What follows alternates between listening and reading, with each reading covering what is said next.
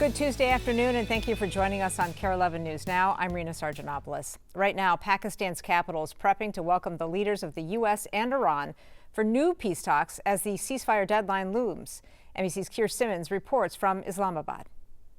Well, the ceasefire expires technically tomorrow, according to President Trump, and there are no negotiators from either side here in Islamabad at this point.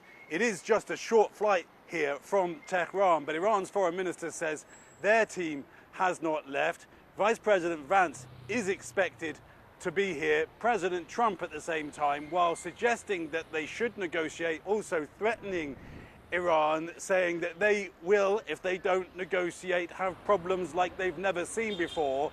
On the other hand, the person who led Iran's negotiations last time, the Speaker of their parliament, Mohammad Ghalibaf, he has said in a statement that they will not negotiate under threats and that they have been preparing new cards, he says, that's his words, on the battlefield. So both threats and the two sides seeming to talking. Now, when these negotiations do start, already the Pakistanis have this city locked down with armed security, with extra police and whole highways and freeways closed off. But that doesn't mean it is going to happen after more of that tension in the Strait of Hormuz last weekend. China's leader, President Xi, saying in a statement that may be an important diplomatic intervention after a phone call with Saudi Arabia's Crown Prince, that the Strait of Hormuz should be allowed to maintain normal navigation. This afternoon, the 22-year-old who enrolled as a White Bear Lake high schooler is back in front of a judge. Kelvin Lubke made national headlines for reportedly posing as a 17-year-old high school student back in October. But today's hearing stems from a 2023 case out of Washington County. Prosecutors allege Lubke showed lewd photos of himself to a 15-year-old girl. This afternoon, prosecutors are pushing the court to revoke his probation. He's accused of non-compliance with his probation. Records show the charges list a violation of a restraining order for a victim under the age of 18. Lubke is due back in Ramsey County Court on April 30th for the forgery case that is tied to White Bear Lake High School. Court files show he had a Liberian birth certificate listing his age as 4 years younger than his American documents. Today, we are waiting to hear from the Robbinsdale School Board after they met behind closed doors negotiating new teacher contracts. Parents and teachers rallied ahead of last night's meeting. Educators there have been without a contract since the beginning of the school year. The Robbinsdale Federation of Teachers president says the district's offer does not include a raise for this year and raises wages about 1% for next year. Governor Tim Walz is trying to flip the script for the Democrats here. This week, he announced a new political action committee called Small Town PAC. The goal is to get Democrats a footing in rural America. Danny Spiewak shares how it will work.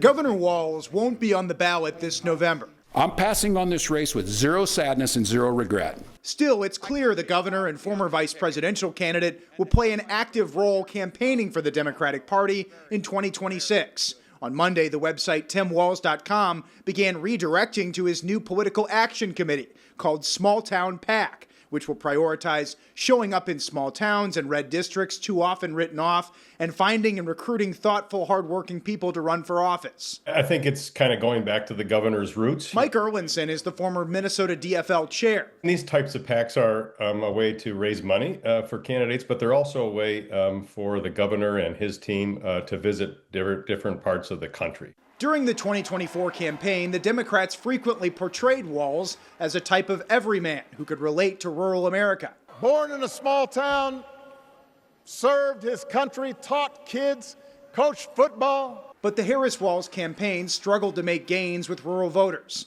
For example, in Minnesota, they lost Blue Earth County, the home base for Walz's former congressional district, which had gone to Biden in 2020. Minnesota House GOP floor leader Harry Niska posted that if Democrats want to win in small towns again, this is the last person they should listen to. In 8 years as governor, he has shown voters across greater Minnesota that the DFL no longer represents them. It's hard work to bring people together. And going out into the communities and seeing them face to face is a way to do that. Between launching this PAC and speaking at a forum in Spain this weekend, authoritarianism is not just confined to the United States. It's obvious Walz wants to keep a platform, but don't expect to see him on another ballot anytime soon. You've said you won't run for political office ever No. again.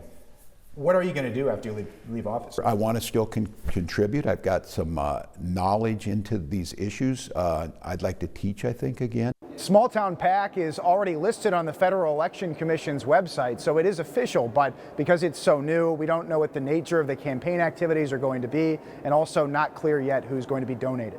At the Capitol, I'm Danny Spiewak, Kare 11 News. Right now, the proposal to create the Office of Inspector General to fight fraud in the state made another committee stop in the House. Now, that bill still needs some more work on specific language before heading to the House floor for a vote. But lawmakers say they're confident they can get it there. The statewide office would be able to investigate fraud across all agencies and has become one of the signature anti-fraud bills in St. Paul this year. We also learned that the new office would cost about $14 million over the next 3 years. The high-profile murder trial of a man convicted of killing his ex-girlfriend in Minneapolis has now come to a close. Yesterday, a judge sentenced David Wright to life behind bars without parole for the death of Mariah Samuels. The sentencing was originally set for last Friday, but the judge delayed it after Wright refused to leave his cell. That delayed hearing was emotional as Mariah's family remembered her and confronted the man who took her life. Raya Katene has the latest now from court. Mariah Rosada Samuels, we cried your name, we screamed your name in the same streets that raised you and where your life was taken. 7 months after her violent death, the words Mariah Samuels' family and friends have been waiting to hear were finally delivered. For the remainder of your life without release or parole. David Wright will spend the rest of his life in prison for shooting and killing Mariah in North Minneapolis last September. The 34-year-old was Wright's ex and a mother of 2. I cannot help but think of the lives that my nephews would have lived with their mother. Such a wonderful, loving mother she was to them. She was our baby. My baby. The thing that hurts the most about this situation is that it should have and could have been prevented. Mariah had taken legal actions to protect herself from Wright, and her loved ones point to systemic failures as to why she's not here. We ask you to mend our broken hearts, Father. Still, Mariah's mother says her faith allows her to forgive her daughter's killer. You're forgiving so you can be set free from hatred. That's right. So you can be set free from bitterness. Thank you all for coming out this evening. Members of the Hennepin County Attorney's Office say last year, staff at the Domestic Abuse Service Center submitted more than 2,500 orders for protection. We see thousands of cases a year. Jennifer White led a town hall Monday evening to inform the public about the office's victim services and available resources. The criminal legal system can be very confusing, so having our staff there to really help families and victims, navigate the system, but also be there to provide support. Families like Mariah's, who say justice may have been served, but their wounds will never heal. We fought for you. You changed this city, and we will carry your name with us forever.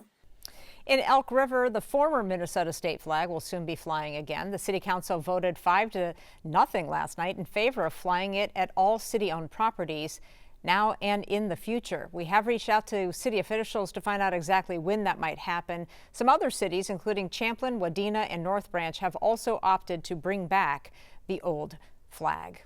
Well, right now, a Minnesota high school hockey coach is facing charges for allegedly stealing thousands of dollars from a team fundraising event. Brian Kershaw is the head coach for the girls at International Falls High School. Investigators say he told a fundraising company to send a $10,000 check to him instead of a booster club. They say the club tried to get the money back multiple times, but Kershaw has not returned it. In a statement, district leaders tell us they are, quote, fully cooperating with the investigation. They're also reviewing financial oversight procedures for all athletic booster organizations. Delta Airlines announced it is cutting some flight routes this summer. It comes as jet fuel prices have skyrocketed amid the war in Iran. According to Delta, none of those route cuts will impact us here at MSP. The impacted airports include JFK, Memphis, Boston, Detroit, Sacramento, Houston, Raleigh-Durham, and Las Vegas. Delta says they will contact any impacted customers. Stick with us. We've got more news and weather coming up after the break.